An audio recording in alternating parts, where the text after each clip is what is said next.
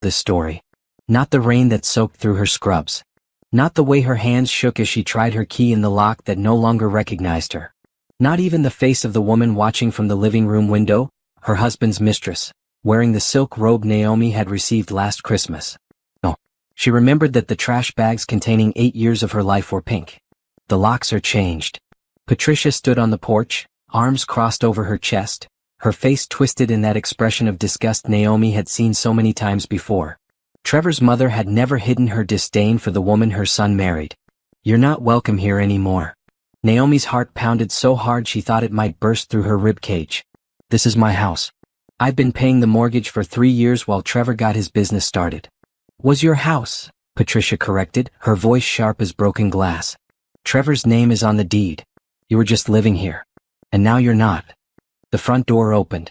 Trevor stepped out, and Naomi searched his face for some sign of the man she'd married. The man she'd worked double shifts for. The man whose dreams she'd funded while putting her own on hold. She found nothing. "Don't make this harder than it needs to be, Naomi." His voice was flat, emotionless, like he was discussing the weather. "Sienna and I are together now. We're having a baby. It's time for you to move on." The world tilted. "Baby. They were having a baby. I gave you everything." Naomi's voice cracked, and she hated herself for it. "I worked myself to exhaustion so you could build your business. I gave up my own dreams." "You were suffocating me," Trevor interrupted, his face hardening. "Always tired, always working, never any fun anymore. Sienna makes me happy. She doesn't nag about bills or act like some kind of martyr." Patricia nodded, a cruel smile playing at her lips. "My son deserves better than a woman who comes home smelling like a hospital every night. Sienna is educated, refined. She comes from a good family." "I'm a nurse," Naomi whispered. "I save lives." "You're a burden," Patricia snapped. "Now take your bags and go. We've been generous enough to pack your things. Though honestly, most of it was garbage anyway. Trevor's lawyer will be in touch about the divorce."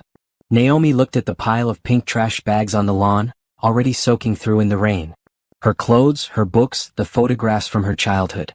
Her grandmother's quilt. Everything that mattered to her, stuffed into trash bags like garbage. "My car," she managed. "The Toyota. I've been making those payments." Trevor pulled keys from his pocket and tossed them at her feet. "It's in the driveway. Consider it a parting gift. Now leave before I call the police for trespassing." Through the window, Naomi could see Sienna walking through the living room, her living room, touching the furniture Naomi had saved for months to buy. The woman was younger, thinner, with long straight hair and pale skin that had never known a hard day's work. She moved through the space like she owned it. Because now she did. "You'll regret this," Naomi said quietly, not as a threat but as a statement of fact. Her hands had stopped shaking. Something cold and hard was forming in her chest, replacing the shattered pieces of her heart. Trevor laughed. "I really don't think so. Goodbye, Naomi." They went back inside, closing the door on 8 years of marriage like it meant nothing. Through the window, Naomi saw Sienna wrap her arms around Trevor's neck, saw him smile in a way he hadn't smiled at her in years. The rain came harder. Naomi stood there for a long moment, staring at the house she'd bled for, the life she'd built that had been stolen in an afternoon. Then she began loading the pink trash bags into her Toyota, one after another, until the back seat and trunk were full. Some bags she had to leave on the curb. There wasn't room for everything. That felt appropriate somehow. She was leaving parts of herself behind. As she pulled away from the curb, Naomi looked in the rearview mirror one last time. Patricia stood at the window, watching with satisfaction as Naomi's car disappeared down the street. Trevor didn't even bother to look. Naomi drove without knowing where she was going. Her phone had 17 missed calls, friends probably, wondering why she hadn't shown up to their planned dinner. She couldn't face them. Couldn't face the pity in their eyes when they learned her husband had replaced her like a broken appliance. At a red light, she caught sight of herself in the mirror. Her eyes were red but dry. She'd cried herself empty in the car, sobbing so hard she'd had to pull over twice. Now there was just exhaustion and something else. Something that felt dangerous.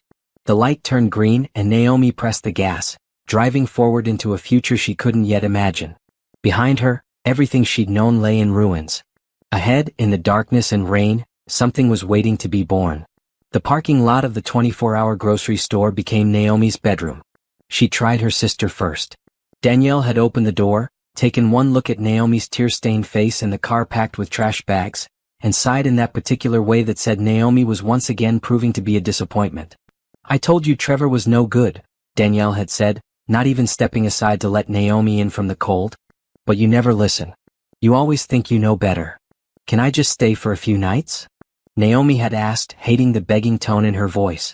"Until I figure things out? I've got Gerald's kids this week. No room." Danielle had started to close the door, then paused. "Besides, you need to learn to stand on your own feet. You're always looking for someone to rescue you. Maybe this is the wake-up call you need." The door had shut with a soft click that echoed louder than a slam. So Naomi had driven to the grocery store, parked in the far corner under a broken light, and tried to sleep in her car. The seats didn't recline far enough. Her neck cramped within an hour. Every sound made her jump: footsteps, car doors, the distant wail of sirens. She checked her bank account on her phone. $1,300. That was everything she had. The joint account she'd been depositing her paychecks into? Emptied. Trevor had cleaned it out, leaving exactly $1 so it wouldn't show as fraud. Her credit cards? Maxed out. She'd been paying down Trevor's business debts for 2 years, always promising herself they'd catch up soon. That things would get better once his company took off. $1,300 stood between her and complete destitution. Naomi closed her eyes and tried to remember how she'd gotten here. Once upon a time, she'd been different. She'd had dreams of her own. Big dreams. She'd been accepted to a real estate development program at the university. She'd wanted to build things, create communities, transform neglected properties into homes. Her grandmother had owned a small apartment building, and Naomi had loved helping manage it as a teenager. She'd loved seeing the numbers work, finding creative solutions to problems, envisioning what a space could become. Then she'd met Trevor at a friend's birthday party. He'd been charming, attentive, full of big plans. He was going to start a consulting firm. He just needed time to get it off the ground. Would she mind postponing school? Just for a year or two. "We're a team," he'd said, holding her hands and looking into her eyes with such sincerity she'd believed him. "Once my business takes off, you can do whatever you want. I'll support your dreams the way you're supporting mine." She deferred her admission. Taken the nursing program instead because it was shorter, cheaper, and would bring in steady money. She told herself it was temporary, that she was investing in their future. 8 years later, Trevor's business was struggling along, barely breaking even. And her acceptance to the development program had long since expired. A knock on the window made Naomi jump. A security guard stood outside, shining a flashlight into the car. "You can't sleep here," he said, his voice muffled through the glass. Naomi rolled down the window. "Please. I just need a few hours. I'll leave before morning." "No sleeping in vehicles. Store policy. You need to move along." She wanted to scream at him. To explain that she had nowhere else to go. That her husband and his mother had thrown her away like trash. That her own sister had turned her away. That she was so tired her bones ached. Instead, she started the car. She drove to a different parking lot. A shopping center this time, closed for the night. She parked between 2 larger vehicles, trying to make her car less visible. She locked the doors, reclined the seat as far as it would go, and pulled her grandmother's quilt over herself. The quilt smelled like home. Like the woman who'd raised her after her parents died. Like better times. Naomi let herself cry again, quietly this time, her face buried in the fabric her grandmother had stitched by hand. She cried for the girl who'd had dreams. For the woman who'd abandoned them. For the wife who'd been discarded. For the future that looked so dark she couldn't see a way forward. Eventually, exhaustion claimed her. She slept in fits and starts, waking every time a car passed or a door slammed somewhere in the distance. When morning came, gray and cold, Naomi sat up and looked at herself in the mirror. Her hair was a mess. Her eyes were swollen. She looked like someone who'd spent the night in a car. Because she had. She used the public restroom at a gas station to wash her face and brush her teeth. A woman at the next sink gave her a pitying look and hurried out. Naomi stared at herself in the mirror, at the stranger looking back at her. "This is not how your story ends," she said out loud, her voice echoing in the empty bathroom. "This is not who you are." But she wasn't sure she believed it. Her phone buzzed. A text from Trevor's lawyer. Papers would be ready in 3 days. She'd need to sign. The house was in Trevor's name only. She was entitled to nothing. Naomi deleted the message and opened her phone's browser. She searched for rooms to rent, cheap apartments, anywhere she could afford with $1,300 and a nursing salary that suddenly seemed very small. The prices made her stomach turn. Even the worst places wanted first month, last month, and a security deposit. She'd be broke before she signed a lease. Another search. Women's shelters. Her pride screamed against it, but pride didn't keep you warm at night. Pride didn't give you an address for your mail. Before she could talk herself out of it, Naomi called the closest shelter. A kind voice answered, explained they had space, gave her directions. Said she could come by that afternoon for intake. Naomi sat in her car in the gas station parking lot, staring at the address she'd written on a receipt. This was her life now. A nursing degree, years of hard work, and she was about to check into a homeless shelter. But it was better than her car. Better than nothing. She worked her shift at the hospital, moving through the motions automatically. Her coworkers asked if she was feeling okay. She smiled and said she was fine. Just tired. They believed her because they wanted to. During her lunch break, she sat in her car and opened the real estate listings again. Not to look for places to rent. To look at properties for sale. Fix and flips. Investment opportunities. The dreams she'd buried. She zoomed in on a small house listed at $50,000. It needed work. The photos showed peeling paint, overgrown yard, outdated everything. But she could see past all that. She could see what it could be. With the right renovation, that house could sell for $90,000. Maybe more. $40,000 in profit, minus renovation costs. Maybe $25,000 net. $25,000 would change everything. But she didn't have $50,000. She had $1,300. Naomi closed the listing and finished her sandwich. It tasted like cardboard. Everything did now. That evening she checked into the shelter. The room was small, shared with 3 other women. But it had a bed. A real bed with clean sheets. She had a locker for her things. Access to showers. 3 meals a day. She lay in bed that night, listening to the sounds of other women breathing in the darkness. Women who'd ended up here through 1,000 different paths. Some running from violence. Some running from addiction. Some, like her, just running from lives that had fallen apart. Tomorrow she'd figure out her next step. Tomorrow she'd start building something from nothing. But tonight, she let herself feel the full weight of how far she'd fallen. And beneath that weight, something hard and unyielding began to form. Naomi stood in front of the bathroom mirror at the shelter, looking at her reflection with fresh eyes. 3 weeks had passed since that night in the rain. 3 weeks of working shifts at the hospital, eating meals in the shelter cafeteria, and pretending everything was fine. But nothing was fine. And she was done pretending. The anger had come slowly at first, like a match catching in damp wood. Now it burned steady and hot. Not the wild, destructive kind of anger. The focused kind. The kind that built things. She thought about Trevor every day. About how he'd looked at her like she was nothing. About Patricia's satisfied smile. About Sienna in her robe in her house, living her life.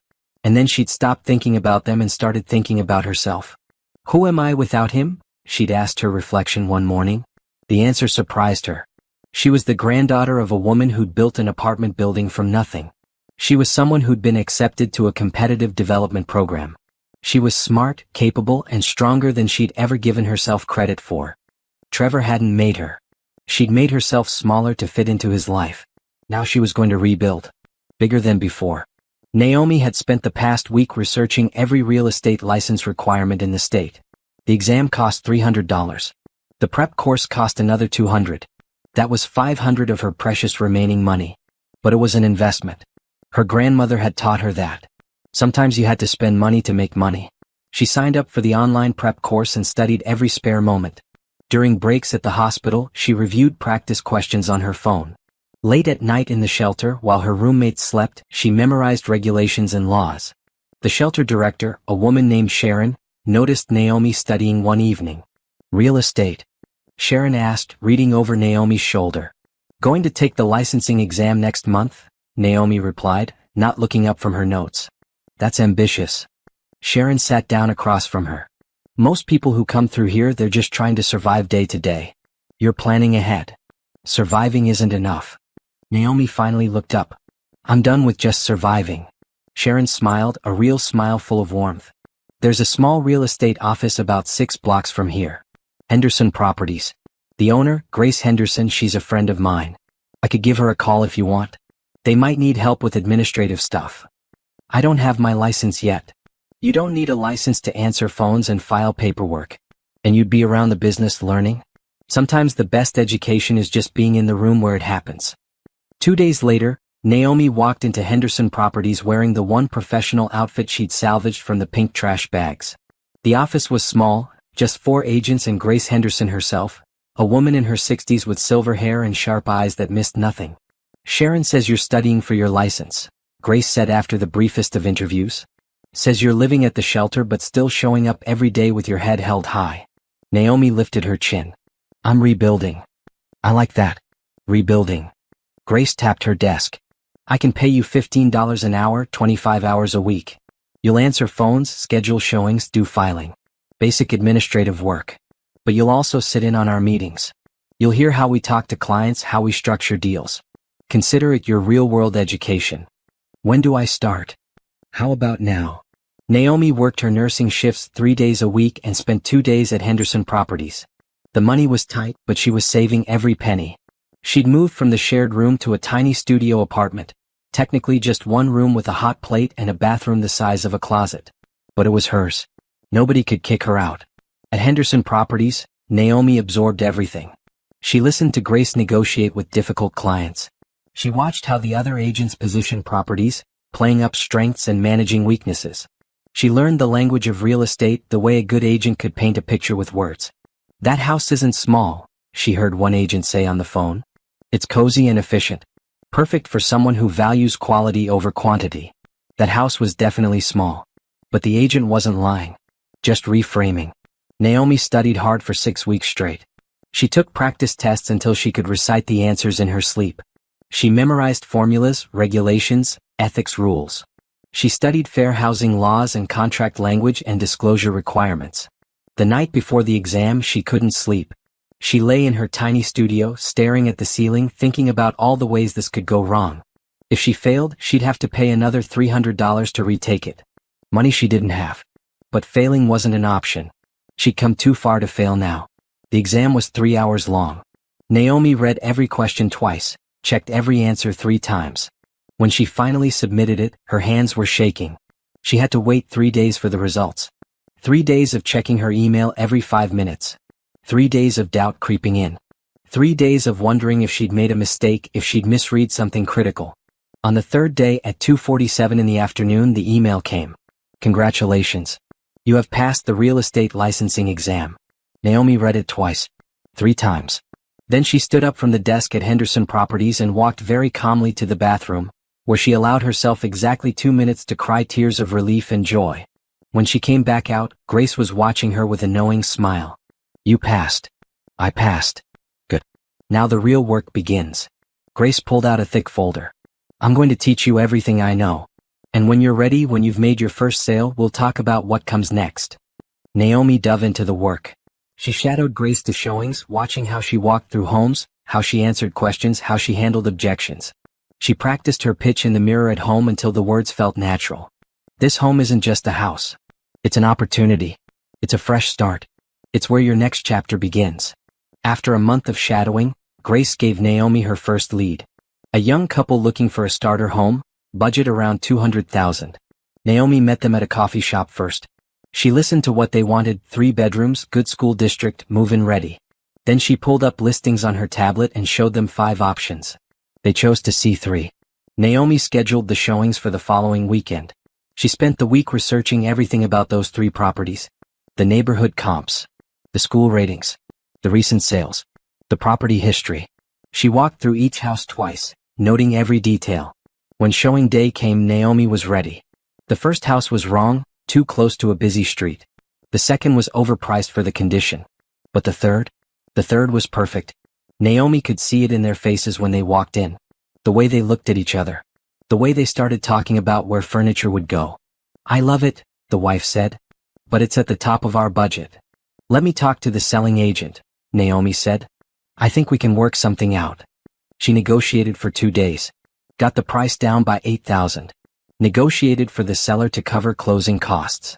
By the time she was done, her clients were getting the house they loved at a price they could afford. The deal closed 3 weeks later. Naomi's commission was just over $3,000. $3,000 from one sale. She stood in Grace's office, holding the check, thinking about how many double shifts she'd have to work at the hospital to make that much money. "This is just the beginning," Grace said. "You're good at this, Naomi. You have the hunger. That's what separates the successful agents from the ones who wash out." That night, Naomi opened her laptop and did the math. If she could close one deal a month at that commission level, she'd make enough to quit her nursing job. If she could close 2 deals a month, she'd start building real savings. And once she had savings, she could start investing in properties herself. She opened her old bookmarks, the fix and flip listings she'd been stalking for months. The $50,000 house was gone. But there were others. A condo for $40,000. A duplex for $75,000. Soon, she told herself. Soon she'd have enough for a down payment. She fell asleep that night with her laptop still open, dreams of properties dancing in her head. Not dreams of getting Trevor back. Not dreams of proving something to Patricia. Dreams of building an empire on her own terms. 6 months after passing her licensing exam, Naomi sold her 10th property. Her commission checks were adding up. She'd saved $12,000, more money than she'd ever had at one time in her entire life. She lived like a monk. Her studio apartment cost $600 a month. She ate rice, beans, eggs, and whatever was on sale. She wore the same 3 professional outfits in rotation, washing them by hand to save on laundromat costs. Every penny that didn't go to survival went into her savings account. Grace had started giving her more leads. The other agents at Henderson Properties noticed Naomi's success rate and began sending overflow clients her way. She was building a reputation as someone who closed deals, who worked hard, who treated every client like they were her only client. "You remind me of myself 30 years ago," Grace told her one afternoon. "Hungry, driven. But Naomi, you can't just keep working for commissions forever. You need to think bigger." "I am thinking bigger." Naomi pulled out her laptop and showed Grace the spreadsheet she'd been building. "I've been analyzing properties. Fix and flips, rental opportunities. I found a condo, 2-bedroom, 1 bath, needs cosmetic work. Listed at $42,000. I could get it for $38,000 with cash." Grace studied the numbers. "Your renovation budget? $10,000. New paint, updated fixtures, refinish the floors, modern hardware. I've gotten quotes from 3 contractors. I could have it done in 6 weeks and list it for $70,000. That's ambitious. That's the plan." Grace looked at her for a long moment. "You need money for the down payment. Banks won't give you a mortgage with your credit history. Trevor wrecked that. So you'd need to pay cash. You don't have $38,000. Naomi's excitement dimmed. "Not yet. But I know someone who might lend it to you." Grace pulled out her phone. "His name is Frank. He's a private lender. The interest rates aren't pretty, but he'll take a chance on someone with a solid plan." 2 weeks later, Naomi stood inside the condo, keys in hand. Frank had lent her the money at 12% interest for 6 months. It was highway robbery, but it was also her shot. The place was a disaster. Stained carpet, yellowed walls, outdated light fixtures that looked like they came from the 70s. The kitchen cabinets were falling apart. The bathroom had pink tile that made Naomi think of those trash bags on the lawn. But she could see past all of it. She'd spent hours visualizing the transformation. Fresh white walls. Lightwood floors. Modern brushed nickel fixtures. A kitchen with white cabinets and butcher block counters. A bathroom in classic white subway tile. She'd gone minimal on the budget but strategic on the choices. Everything she did added value without breaking the bank. Naomi spent every evening and weekend at the condo. She painted herself, working late into the night. She learned how to install cabinet hardware. She watched YouTube videos on how to caulk properly. She scrubbed and cleaned and transformed. The contractor handled the floors and the major plumbing work. Everything else, Naomi did herself. 6 weeks later, she stood in the finished condo and felt tears prick her eyes. It was beautiful. Simple, clean, modern. Exactly what she'd envisioned. She listed it for $72,000. It sold in 9 days for $70,000. After paying back Frank's loan with interest, the contractor, and other expenses, Naomi netted $18,000. $18,000 for 6 weeks of work. She'd never felt so powerful in her entire life. That same week, she ran into Trevor at a restaurant. She was meeting a client for lunch when she saw him across the room. He was with Sienna, who was visibly pregnant now. They were arguing in hushed voices, his face tight with stress, her expression petulant. Trevor looked up and their eyes met. Naomi saw him take in her appearance. She was wearing a new professional outfit. She'd finally allowed herself to buy nice clothes. Her hair was styled. She looked healthy, confident, successful. She watched recognition and surprise flicker across his face, followed by something that might have been regret. Naomi simply nodded once and turned back to her client. She didn't need to speak to Trevor. She didn't need his validation or his regret or his excuses. She needed nothing from him at all. When her client mentioned seeing them, Naomi just smiled. Old history, she said. Not relevant anymore. And she meant it. That evening, Naomi found a new property. A small house, this time listed at $55,000. It needed more work than the condo, but the profit potential was higher. She could buy it, flip it, and net $30,000 if she played it right. She called Frank. I have another opportunity. This time the conversation was different. Frank had heard about her successful flip. Other investors were talking. She'd proven herself. I'll lend you $60,000 this time, Frank said. Same terms. But Naomi? You keep pulling this off and we should talk about a partnership. I've got more money than time. You've got more time than money. We could do something interesting together. Naomi bought the house. This time she hired more help. She'd learned that her time was valuable. She managed the renovation while still selling properties for Henderson. She was working 16-hour days, but they were her hours, building her future. The house sold for $92,000. Her net profit was $31,000. Added to her previous flip and her real estate commissions, Naomi now had over $60,000 in the bank. She was 29 years old, less than a year removed from sleeping in her car, and she had more money saved than she'd ever imagined possible. Grace called her into the office one afternoon.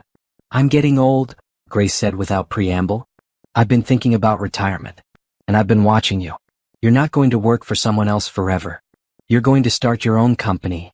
Eventually, Naomi admitted. Why wait? I'll sell you Henderson properties. You can pay me over time. Keep the name or change it.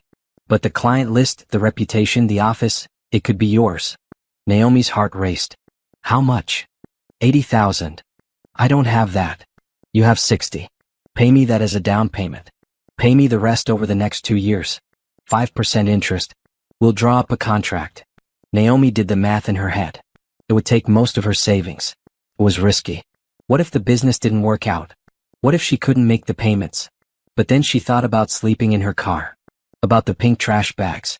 About Trevor's flat, emotionless voice telling her to leave. She'd already survived the worst. Everything else was just details. Let's do it, Naomi said. 1 week later, she owned her first business. She changed the name to Sterling Heights Properties, choosing words that spoke of value and aspiration. She kept the existing agents and promised them she'd grow the company. Give them more opportunities. Build something bigger together. She worked harder than she ever had before. She flipped properties while running the agency. She barely slept. She lived on coffee and determination. Her reputation grew. Clients sought her out specifically. Other agents wanted to work for her company. The local newspaper did a small feature on her, from homeless to homeowner to real estate owner in under a year.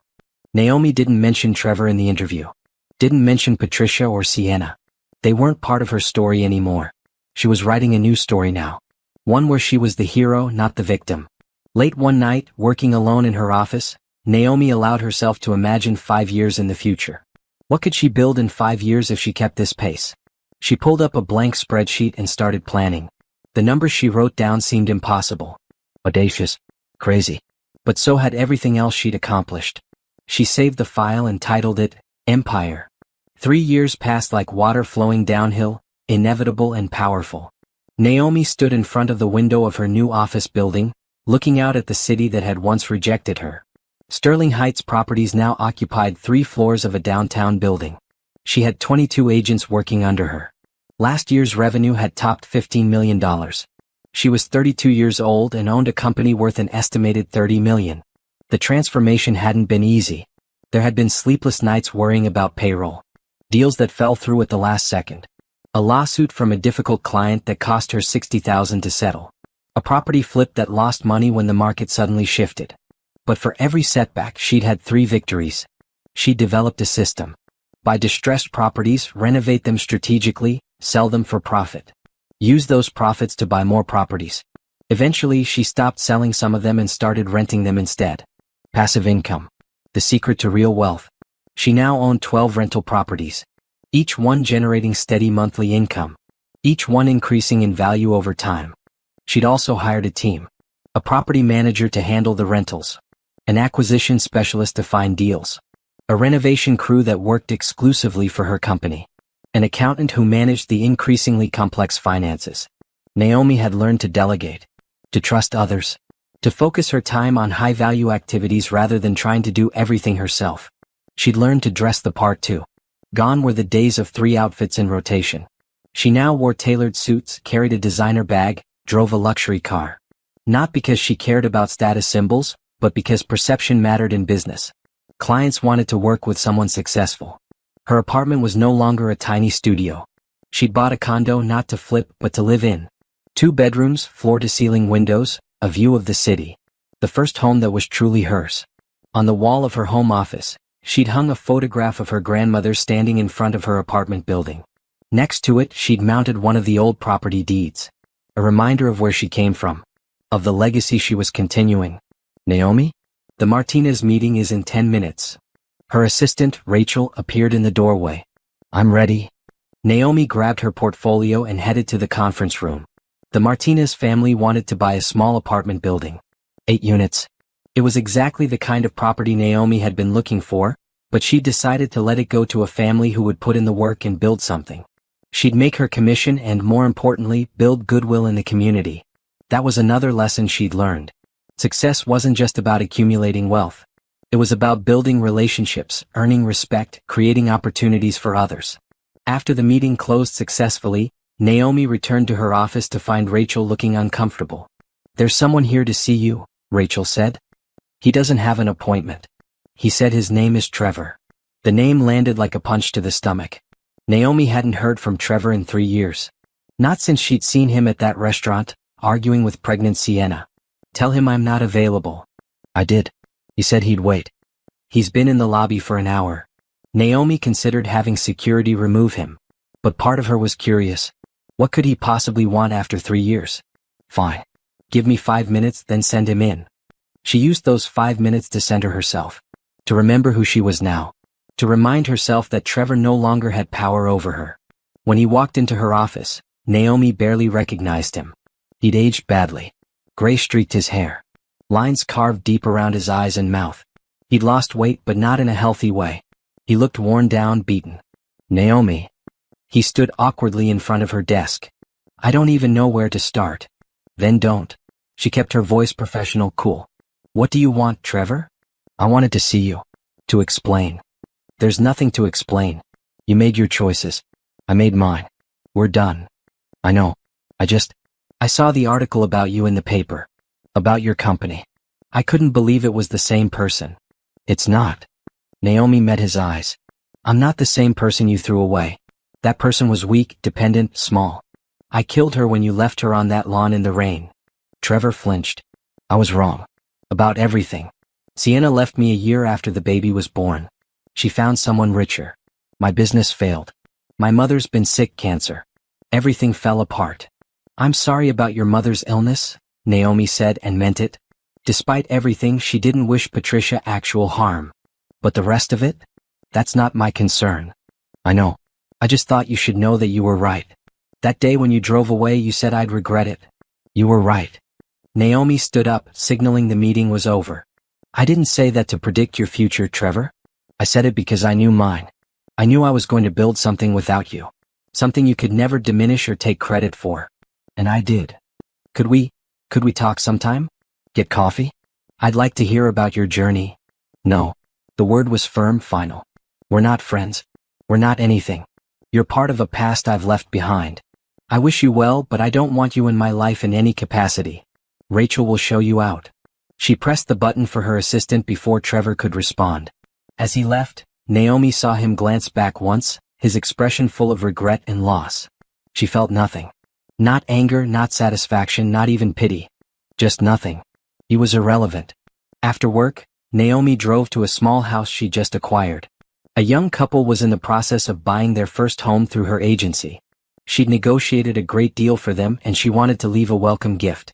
She placed a basket of essentials on the front porch, cleaning supplies, basic tools, a handwritten note of congratulations. It was something she did for all her first-time buyers. A small gesture that meant everything to people taking that big step. As she drove home, her phone rang. Frank, her first investor. Naomi, I've got a proposition. There's a strip mall about to go into foreclosure. 22 units, mostly empty. The location is good, but it's been mismanaged. I think with the right vision, it could be worth 3 times what they're asking. How much? 2 million. Naomi whistled. That's a big jump. You're ready for it. I've been watching you work for 3 years. You never bite off more than you can chew, but you're not afraid of calculated risk either. I'll front 60% if you put up 40. We'll be partners. $2 million. 4 years ago, she'd been sleeping in her car.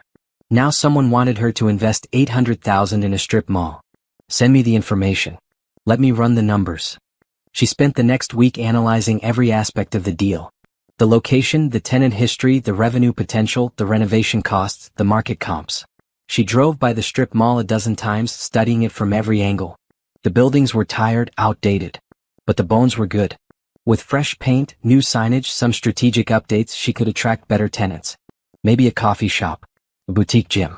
Local businesses looking for affordable retail space. She could see it. The potential. The transformation.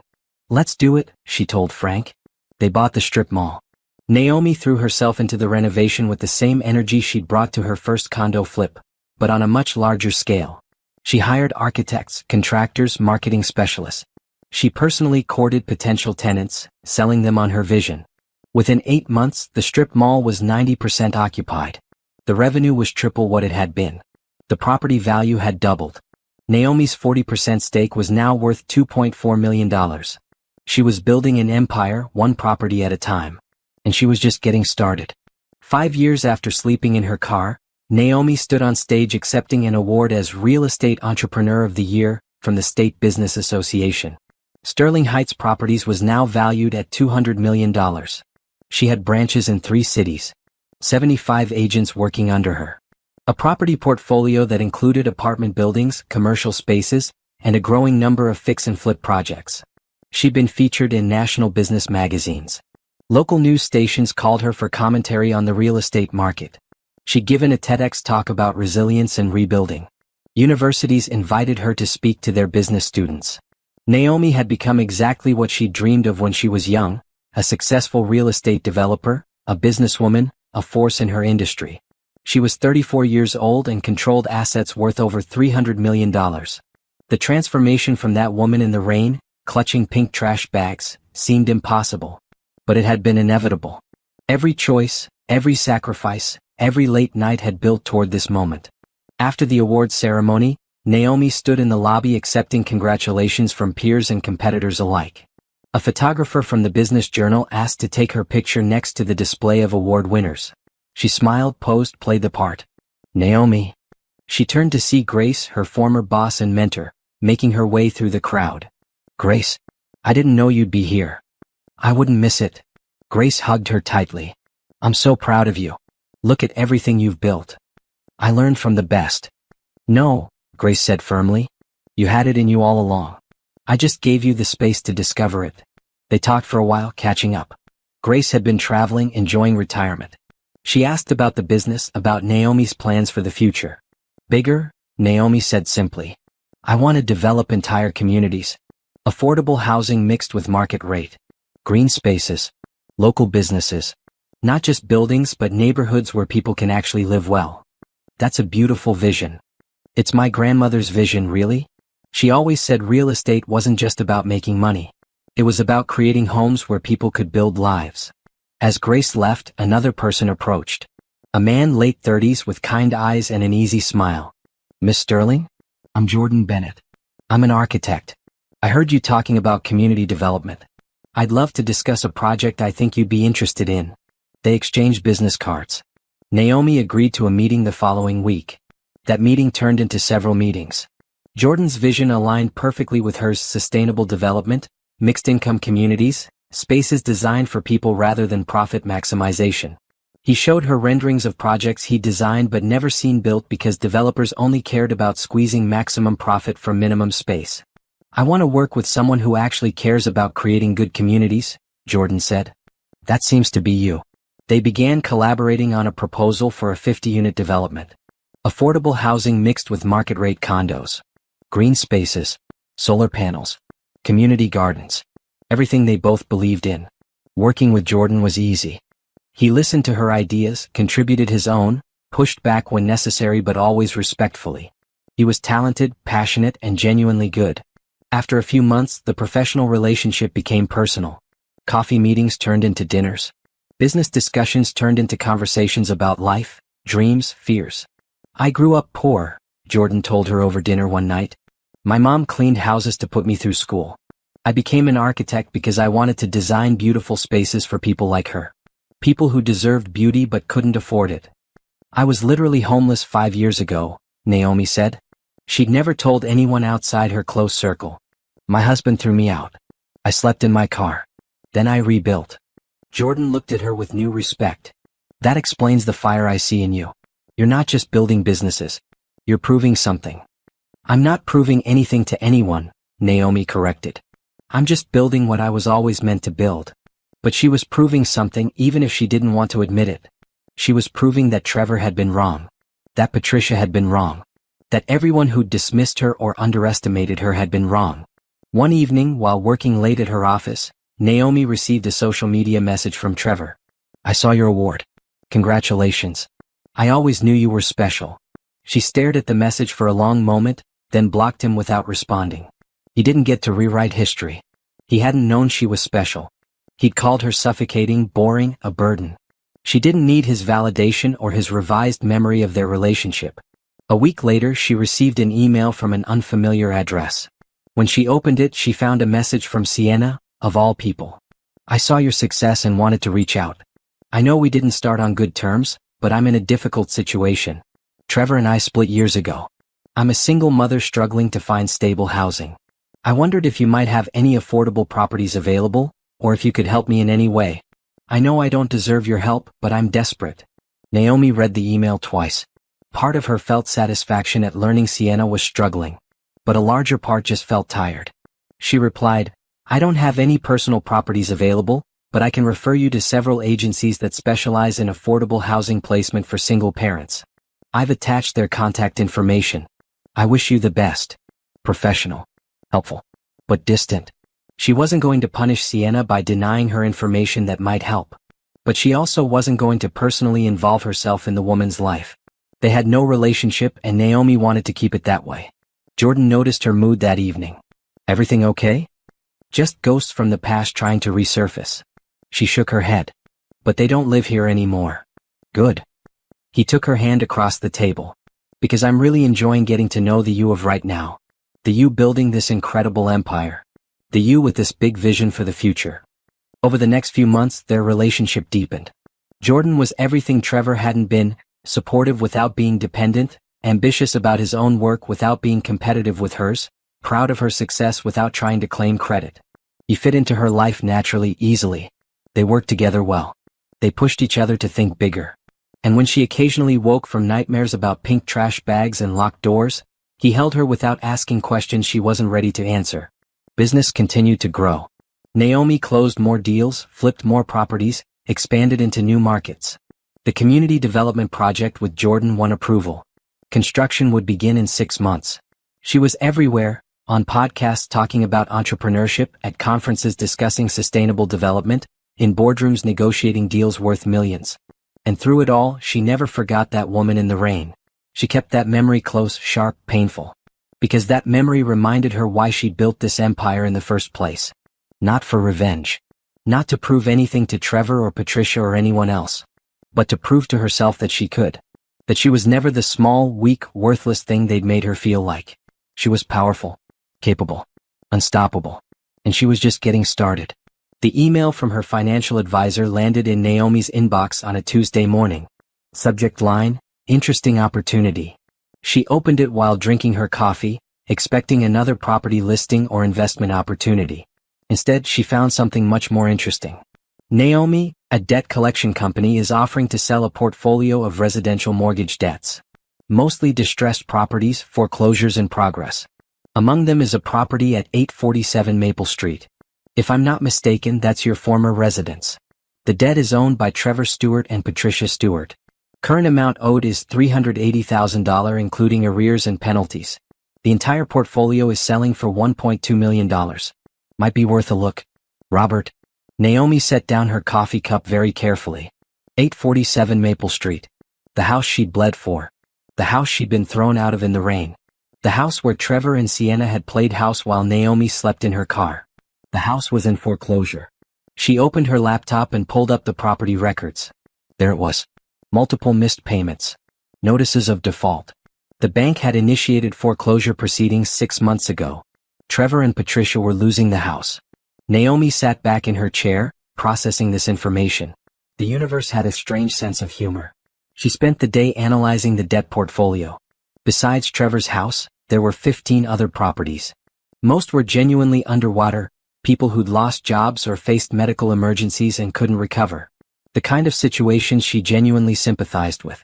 But the portfolio also included the kind of predatory lending that made her angry. Balloon payments, variable rates that tripled, hidden fees. People had been set up to fail. She could buy the portfolio.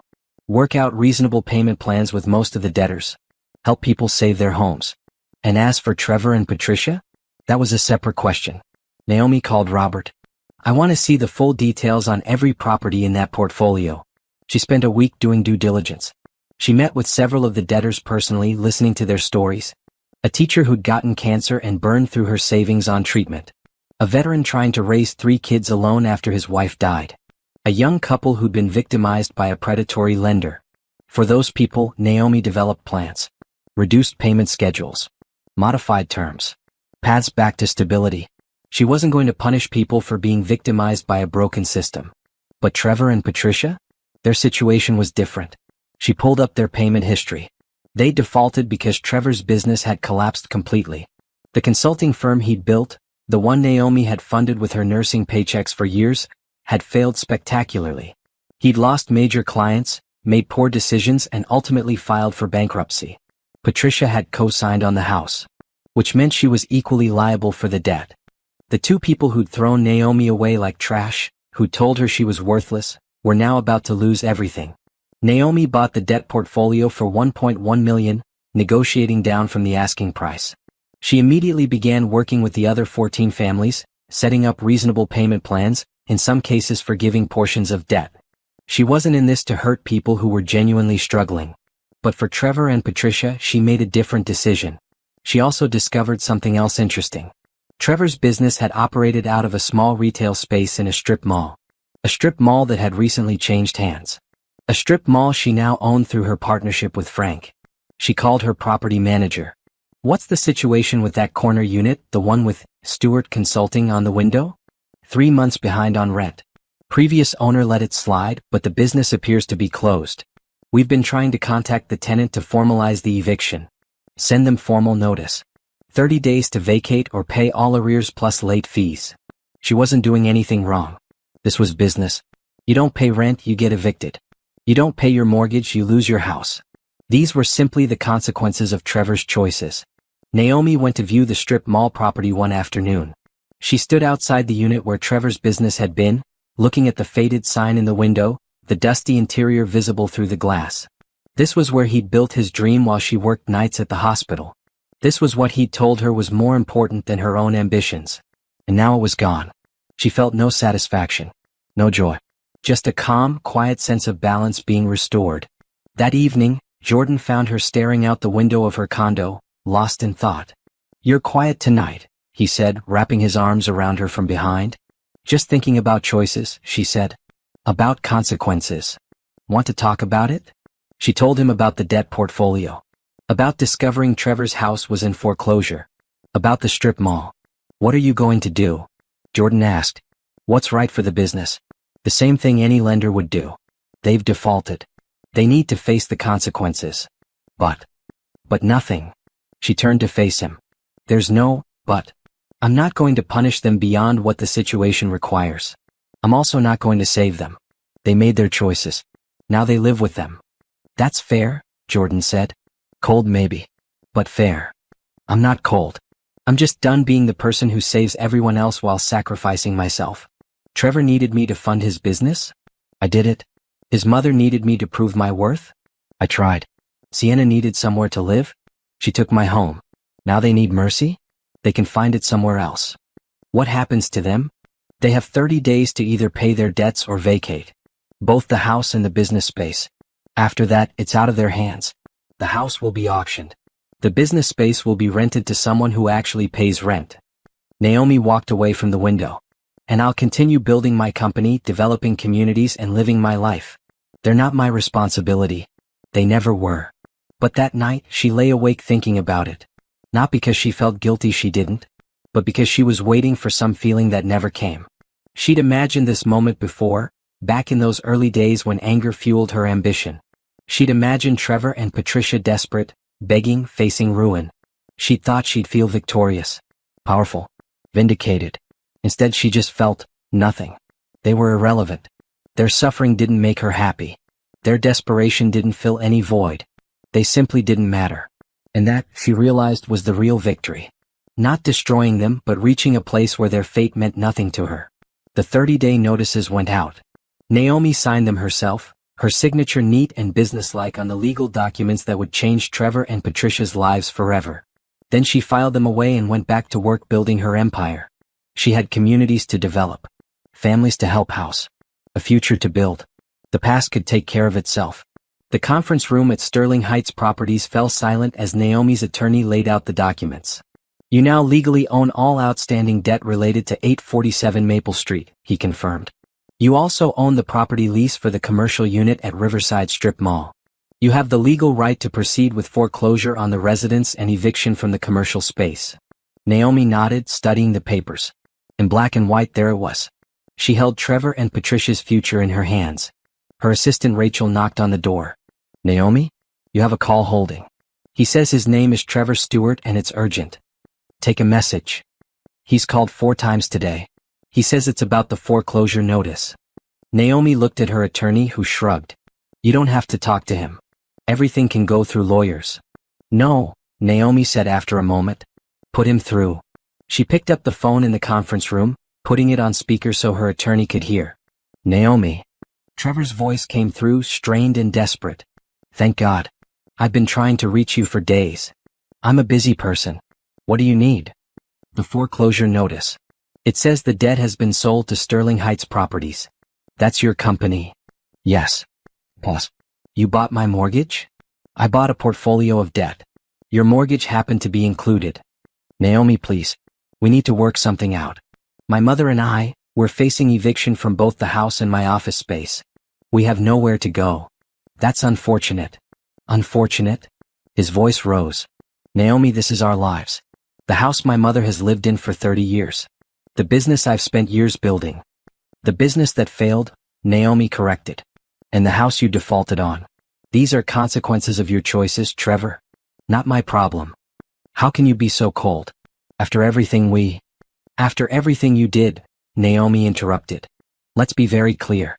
You threw me out of that house in the rain. Your mother told me I was worthless. You left me with nothing while you and your mistress played house in the home I'd helped pay for. Don't talk to me about cold.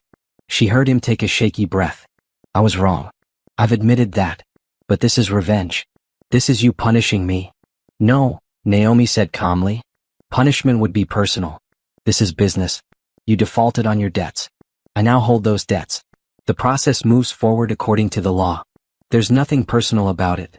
There has to be something we can do. Some payment plan. I'm trying to restart the business, I just need time. You've had time. You've had multiple extensions from the previous lender. You've had warnings. You've had opportunities to work out arrangements. And you've failed to meet every single commitment. Why would I expect anything different? Because you're not heartless. I know you, Naomi. You're kind. You help people. I help people who haven't spent years treating me like garbage. I help people who deserve help. You don't fall into that category.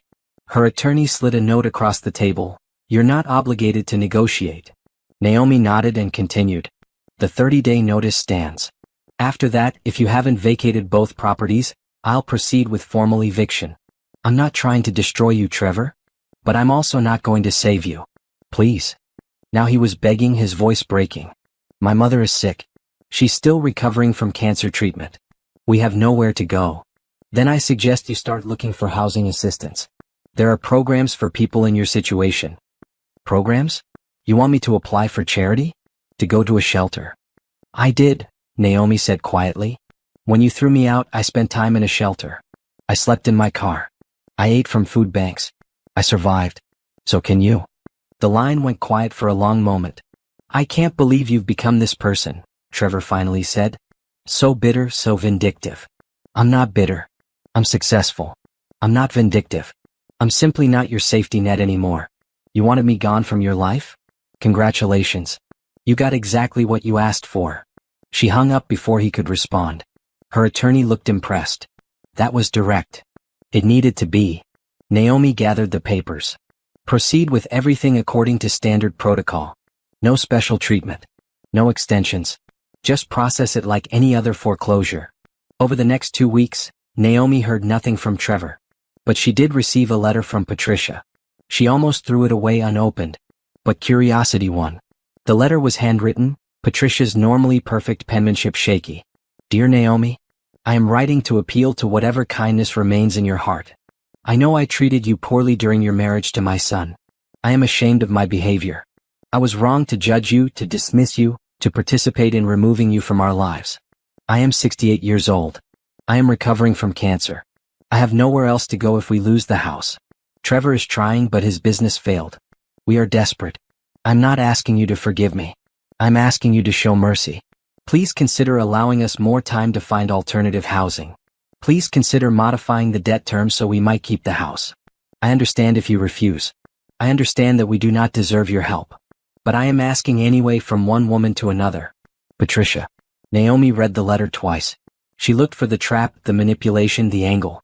But it seemed genuine. Patricia sounded truly desperate. She set the letter aside and called her attorney.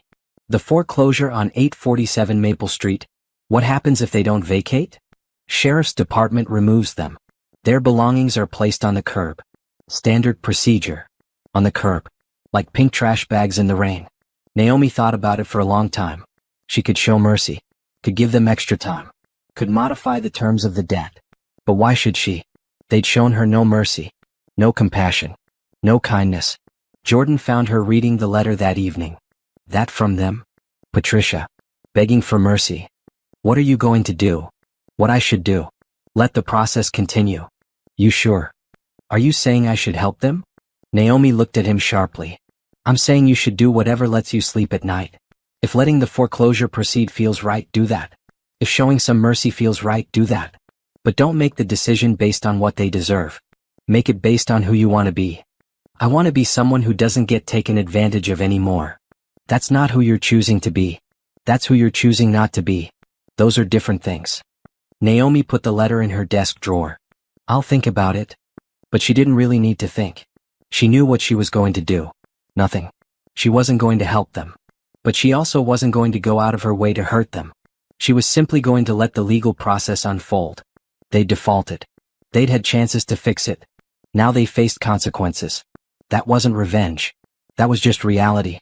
The 30-day period ended. Neither property was vacated. Naomi's attorney filed the necessary paperwork for forced eviction. The sheriff scheduled the eviction for a Tuesday morning. Naomi didn't attend. She didn't need to see it. Didn't want to see it, actually. She spent that Tuesday morning at a site visit for the community development project with Jordan. They walked through the partially constructed buildings, discussing design elements, checking progress. Her phone rang multiple times. She didn't answer. Later, Rachel forwarded her a message from Trevor. You've won. Are you happy now? My mother is in the hospital. The stress of the eviction caused her to have a heart episode. I hope destroying us was worth it. Naomi felt a flicker of concern about Patricia's health, but she didn't call back. She didn't send flowers. She didn't engage. Because engaging meant giving them power over her emotions again. And she was done with that. Jordan read the message over her shoulder. You okay? I'm fine. Patricia's health issues aren't my responsibility or my fault. She's getting the medical care she needs. Beyond that, there's nothing I can or should do. You're really okay with all of this? I'm really okay with protecting my peace, Naomi said firmly. I'm okay with not being manipulated by guilt. I'm okay with Trevor and Patricia facing the consequences of their choices. And yes, I'm okay with not saving people who threw me away when they were done using me. She turned off her phone and focused on the building in front of her. This was her future. Affordable housing for families who needed it. Community spaces for people to gather. Green areas for children to play. This was what mattered. Not Trevor. Not Patricia. Not the past. The present. The future. The empire she was building, one property, one community, one choice at a time. That evening, she and Jordan had dinner at her favorite restaurant. Over wine and pasta, they talked about their upcoming projects, about the foundation she was planning to start, about his latest architectural designs. They talked about everything except Trevor and Patricia, because they simply didn't matter anymore. Naomi's receptionist called her office line on a Thursday afternoon. There are 2 people here to see you. No appointment. They say it's urgent. Names are Trevor Stewart and Patricia Stewart. Naomi paused in reviewing contracts. After the eviction 2 weeks ago, she'd expected never to hear from them again.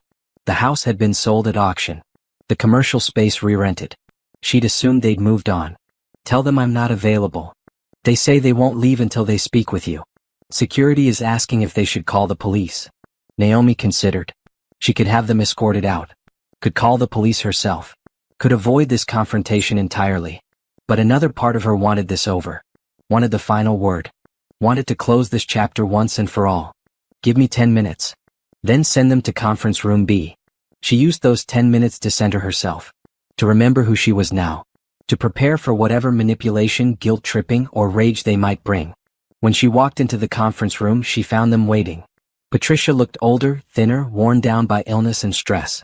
Trevor looked defeated, his shoulders slumped, his eyes hollow. They were nothing like the powerful, dismissive people who'd stood on that porch 6 years ago and told her she was worthless. You have 5 minutes, Naomi said, remaining standing. She wouldn't sit. Wouldn't get comfortable. This wasn't a conversation. This was an ending. Patricia spoke first, her voice weak. Thank you for seeing us. I didn't do it for you. I did it so security didn't have to remove you. Say what you came to say. Trevor stood up. We came to beg. We have nowhere to go. The house is gone. My business is gone. My mother is sick and can't work. I can't find employment because my reputation in the business community is ruined. We're staying in a motel, but our money is running out. We'll be homeless in a week. And you want what from me exactly? Help, Patricia said, her voice breaking. Any kind of help. Maybe a loan. Or a job. Or advice on where to go, what to do. We're desperate, Naomi. Naomi looked at them for a long moment. You threw me out with nothing. Your exact words, Patricia, were that I was garbage. That your son deserved better. Do you remember that? Patricia looked down. I remember. Trevor, you told me I was suffocating. Boring. That your mistress made you happy in ways I never could. You took everything I'd worked for and gave it to her. Do you remember? I remember, he whispered. Good. Because I want you to understand something very clearly. What you're feeling right now, this desperation, this fear, this sense of having nowhere to turn, this is exactly what you did to me. This is what I survived. And I did it without anyone's help.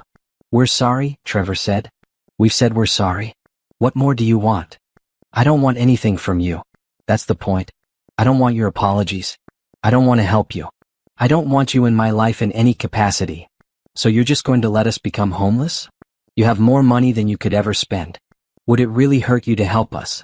Yes, Naomi said firmly. It would hurt me to help the people who destroyed me. It would hurt me to teach you that you can treat people like garbage and still get saved when you need it. It would hurt me to enable your continued refusal to take responsibility for your own lives. Patricia started crying quietly. Please. I'm begging you. My grandmother used to tell me something, Naomi said, her voice cold but calm. She said you teach people how to treat you. I taught you that you could use me, discard me, and I'd keep giving. I was wrong to teach you that. I'm not making that mistake again. What are we supposed to do? Trevor's voice rose, anger creeping in. Just live on the streets? There are shelters, food banks, job placement programs, government assistance. The same resources I used when you threw me out. Use them. This is revenge, Patricia said. Pure revenge. You're punishing us. No, Naomi corrected. Punishment would be active. I would have to do something to you. I'm not doing anything. I'm simply refusing to save you from yourselves. There's a difference. She walked to the door, then paused. You know what the ironic thing is? If you divorced me respectfully, split things fairly, treated me with basic human decency, I probably would help you now. Because that's who I am. I help people who deserve help. But you didn't just leave me. You humiliated me. You threw me away like trash. You celebrated my suffering. We were wrong, Trevor said again. Being wrong isn't enough. You don't get forgiveness just because you finally realized you were awful. You get consequences. And these are yours. So that's it. Patricia's tears had stopped, replaced by a hard expression. You're just going to let us suffer? I'm going to let you figure out your own lives the way I had to figure out mine. Alone. You're cold, Patricia spat.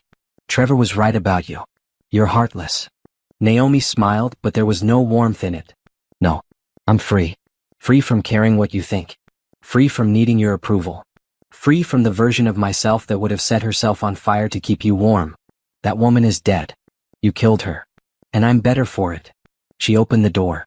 Your 5 minutes are up. Don't contact me again. Don't come to my office. Don't reach out through intermediaries. We're done. Forever. You'll regret this, Trevor said. No. I really won't. Naomi looked at him one last time. I regret a lot of things. The years I wasted on you. The dreams I deferred for your dreams. The way I let you and your mother make me feel small. But this? Letting you go? Watching you face the consequences of your own choices? I don't regret this at all. She called for security. 2 guards appeared immediately. Please escort these people from the building. They're not welcome here. If they return, call the police for trespassing. As they were walked out, Patricia looked back once. Her face was a mixture of rage, desperation, and something that might have been regret. Naomi felt nothing. No satisfaction. No guilt. No anger. Just a profound sense of closure. She returned to her office and sat at her desk, looking out at the city she'd conquered. 6 years ago she'd had nothing. Now she had everything. And she'd built it without them, despite them, because of them. Rachel buzzed her line. Are you okay? Do you need anything? I'm perfect, Naomi said. And meant it. That evening, Jordan found her at home, sitting on her balcony with a glass of wine, watching the sunset. I heard they came to the office. They did. And I told them the truth. That they're not my responsibility. That I won't save them. That we're done. Jordan sat beside her, taking her hand. How do you feel? Honestly? I feel nothing. They're strangers to me now. Unpleasant strangers I used to know. No guilt. None. I gave them what they gave me, nothing. That's not revenge. That's balance. Jordan kissed her hand. I'm proud of you. Not for refusing to help them, but for being clear about your boundaries. For protecting your peace. Naomi leaned against him, watching the light fade from the sky. In the distance, the city glittered with possibility. Her city now. The place where she'd rebuilt herself from nothing into something powerful. Somewhere out there, Trevor and Patricia were facing an uncertain future. A future they'd created through their own choices. And Naomi was here, in the home she'd bought with money she'd earned, beside a man who loved her for who she truly was, building an empire that would outlast any of them. The confrontation was over. The past was finally fully buried. Tomorrow she had communities to build. Tonight she had peace.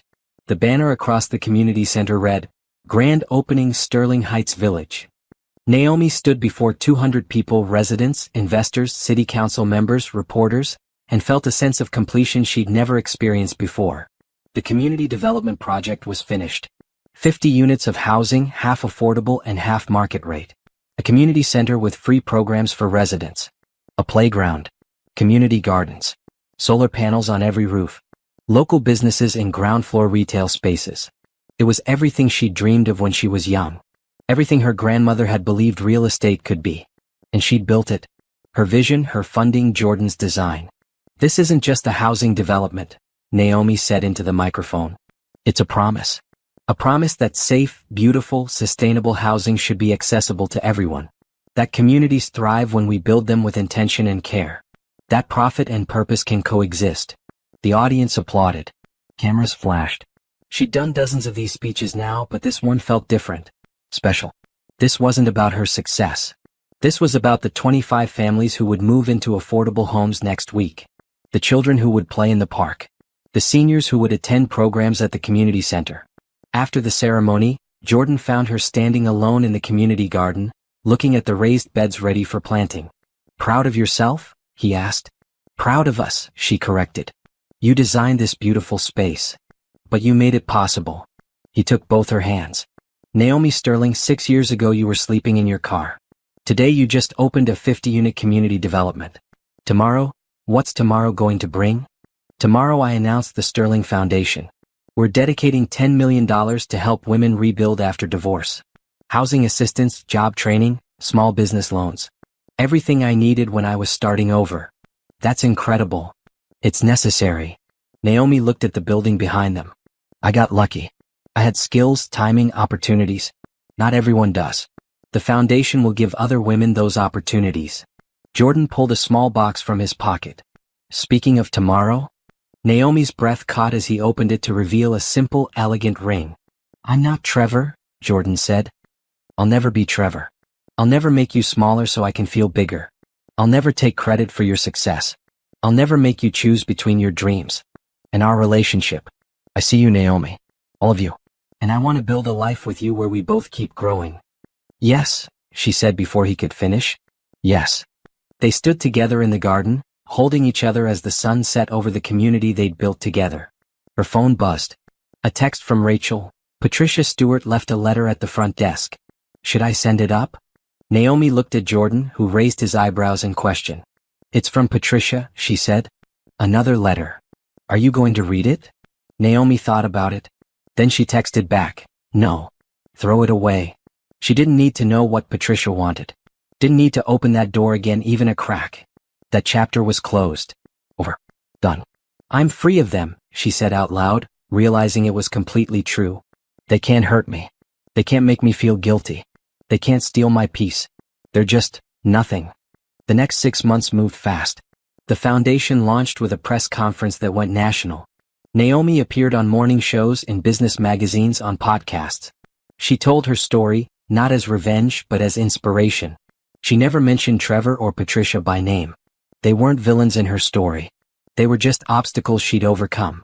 Sterling Heights Properties reached a valuation of $600 million. Naomi's personal net worth crossed $100 million.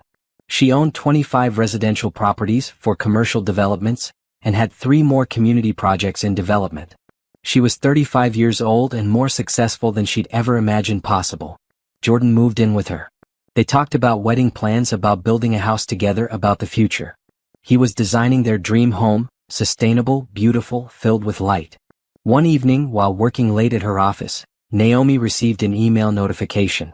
The house at 847 Maple Street had been purchased at auction 6 months ago. The new owner had completely renovated it and just listed it for sale. Curious, Naomi clicked through to see the listing. The house was unrecognizable. Fresh paint, new landscaping, updated everything. It looked beautiful, like a different house entirely. But she felt nothing looking at it. No pain, no anger, no longing. It was just a house. One of millions. No longer connected to her story. She closed the listing and went back to work on the proposal for her next community development project. A week later, Rachel knocked on her office door. There's a woman here. Says her name is Patricia Stewart. She doesn't have an appointment, but she's asking to see you. She says it's not about money or help. She just wants 5 minutes. Naomi almost said no. Almost had her escorted out. But something made her pause. 5 minutes, she told Rachel. In the lobby. Not in my office. She took the elevator down and found Patricia sitting in one of the modern leather chairs, looking older and more frail than before. She wore clean but dated clothes. Her hands shook slightly. Thank you for seeing me, Patricia said, standing. I'm very busy. What do you want? Nothing. That's the truth. I don't want money or help or anything from you. Patricia's voice was steadier than Naomi expected. I wanted to tell you that Trevor and I are okay. We found an apartment through government assistance. I'm collecting Social Security. Trevor got a job managing a storage facility. It's not glamorous, but we're surviving. Why are you telling me this? Because I wanted you to know that I'm not blaming you anymore. You were right. About everything. We made our choices. We treated you horribly. And we had to face the consequences. That's fair. Naomi crossed her arms. Okay. I also wanted to say. Patricia paused, seeming to gather courage. I was wrong about you. When Trevor brought you home, I thought you weren't good enough for my son. I thought you were common, ordinary, beneath our standards. I was a fool. You were always extraordinary. I just couldn't see it. Is this supposed to make me feel better? No. It's supposed to make me feel like maybe I can move forward with a little less shame. Patricia picked up her purse. I won't bother you again. I just needed to say it. You deserved better from us. And I'm sorry we couldn't give it to you. She walked toward the door, then paused. For what it's worth, I'm glad you built all of this. I'm glad you survived what we did to you. You earned every bit of your success. Then she was gone. Naomi stood in the lobby for a moment, processing.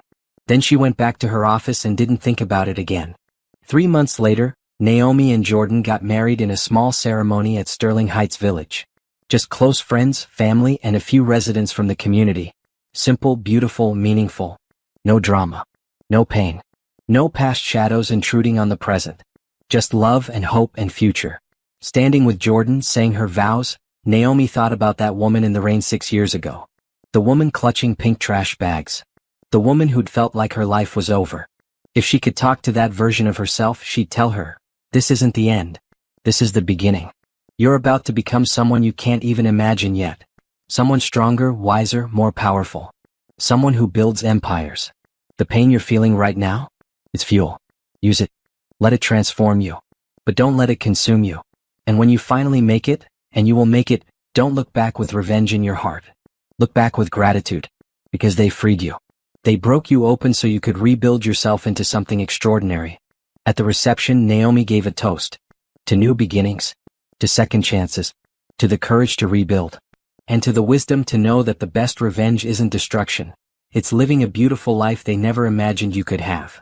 Everyone raised their glasses. Later that night, as she and Jordan drove away toward their honeymoon, Naomi looked back one last time at the community she'd built. Lights glowed in the windows. Families were home, safe, building lives in spaces she'd created. This was her legacy. Not the money or the success or the revenge. The lives she'd touched. The communities she'd built. The women she'd helped through her foundation. This was who she'd become.